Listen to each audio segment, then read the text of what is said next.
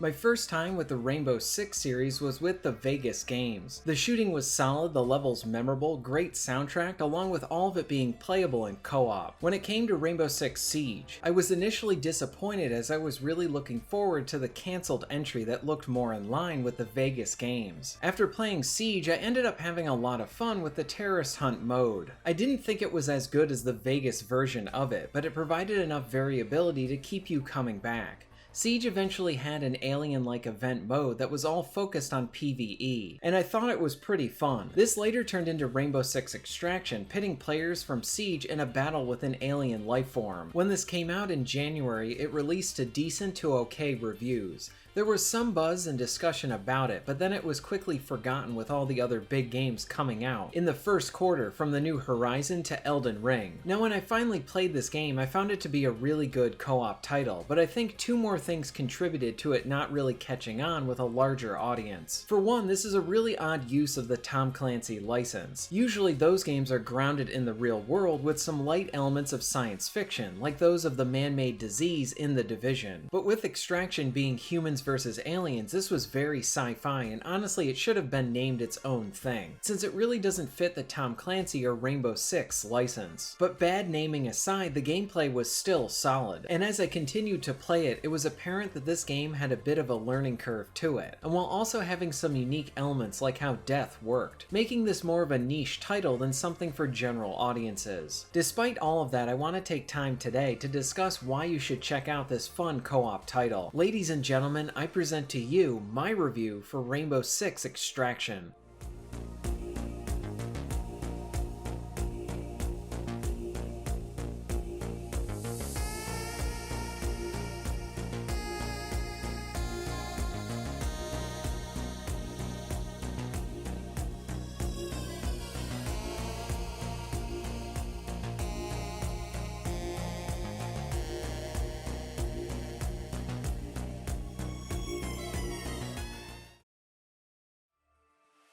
Extraction is a sci-fi first-person shooter that provides intense action, a focus on stealth and tactics, death that greatly impacts the game, along with pushing the player outside of their comfort zone to try different classes. This is not an easy game to pick up and understand. Yes, much of the basic gameplay is lifted from Siege, as both use the same engine, but how it operates and functions as a whole is completely different. Extraction's mechanics are layered on top of what Siege had already built. As a result, this creates an experience that is oddly more niche than I was expecting. There's a lot of ins and outs that you need to learn and pick up on until you become comfortable with them. This also makes it exciting, and the randomization is another element that keeps each match interesting. Extraction is a rewarding co-op experience, and one that easily shows its flaws when playing in single player, as the game isn't really built for it. It is not a perfect game by any means, but it's one that comes with a substantial amount of content at its reduced price, and one that is continually engaging as you slowly pick up on its details.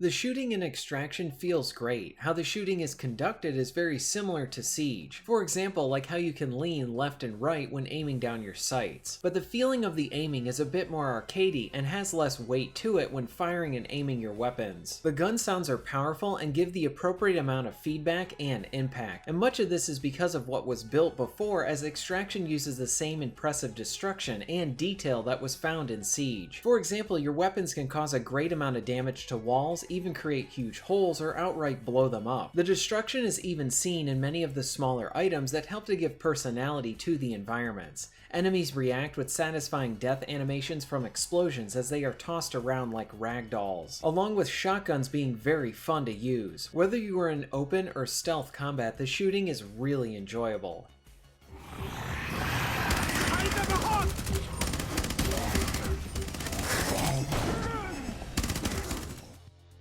There is an interesting system used in Extraction that I've only seen in one of my favorite indie titles, Children of Morta. In Extraction, if your health goes below 100 at any time during the level, then if you choose to play as that same character in another level, that character will now start with the remaining health that they had at the end of the prior level, instead of at full strength. Operators who are hurt need to essentially rest to gain back all of their health. This is done through playing as other operators and performing well in missions, allowing you to heal your injured operatives quicker. As part of this, if a character is injured significantly, they will need to recover to 50 points of health until you can use them again. Extraction offers many characters to choose from, with fun weapons to use, along with a unique ability. In many games like this, players just stick with one or two characters once they find ones that really gel with their playstyle. This injury system in Extraction forces the player to step out of their comfort zone and try someone new, potentially finding a new favorite or appreciating an operative who may not have seemed very useful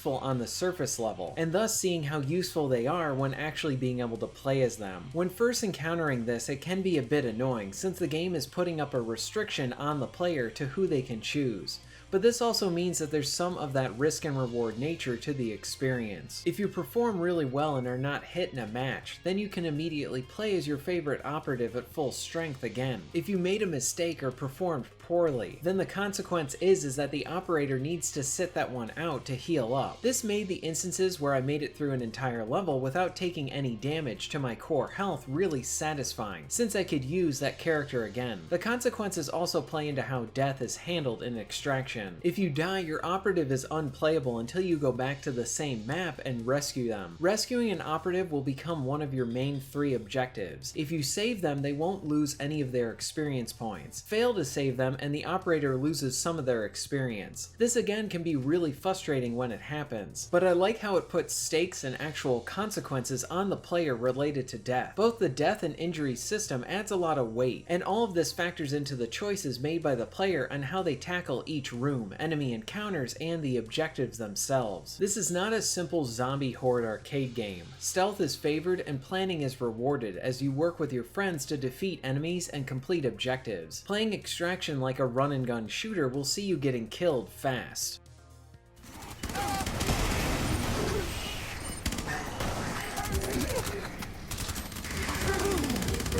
Reloading here! Extraction has a good amount of levels to play through. There's 4 areas and each one is made up of a few levels. The levels themselves are made up of essentially 3 sections. 2 things help to keep the replay value high here. The 3 sections are randomized each time you select a level. So for example, your first time playing through, you might see sections A, B, and C in that order. But the next time you play through it, you might see C, B, and then A. Factored into this is how the objectives work. Each section of the level is given their own specific objective, and this is also random. So when you combine that, you don't really know the order of the rooms and what you'll need to tackle there. It's just enough to prevent this game from feeling repetitive, but rather fresh for a while. Objectives can range from defending locations, baiting a tougher enemy back to the extraction point, planting stuff on nests, taking down a target, and much more. Also, if you return to a level where one of your operatives have died, then rescuing them will be one of your 3 objectives in that match. The rewards for completing each objective increases as you enter a new section, along with the trade-off of facing against harder foes. It is important to note that you can extract from the map at any point. You need to find the extraction point, call in the transport, and then leave. This means that you can take a conservative approach and opt to leave if your operator is not in a good condition. Any successful extraction means that you take all the rewards back with you. But the fun of this comes down to it all being a choice on what the player decides, since pushing further into a level means faster progression. As you gain experience, you will level each operator individually and improve their buffs, abilities, and what guns they can use. Along with this, you'll complete studies which will net you with more rewards like new equipment. One thing that I really liked about the design is that you know what the 3 objectives will be before going into a level, and as such you can tweak your loadout to complete them better. For example, sometimes you need to take down a target, and this means that you need to use stealth. But if you're seen, it's best to use stun grenades or something of those kind to be able to leave an enemy open to take them down. So you can make sure that anyone in your group brings this stuff with them so you're well armed to complete the 3 objectives.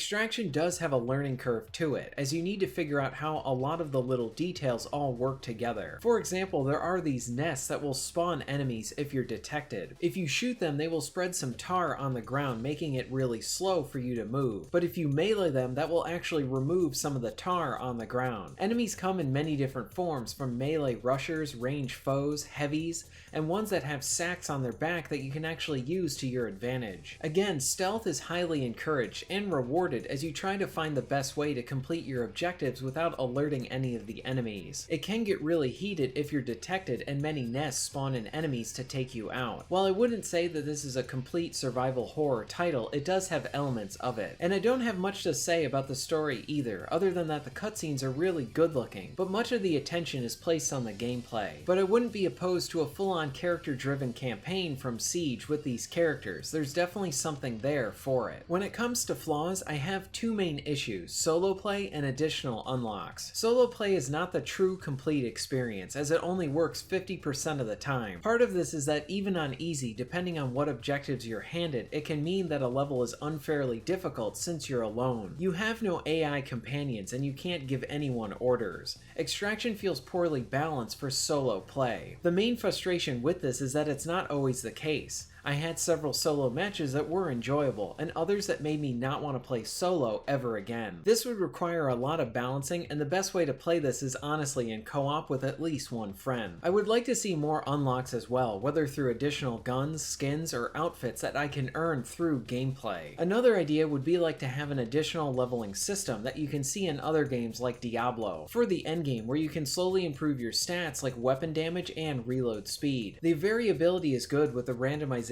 of areas and objectives. We just need more to unlock.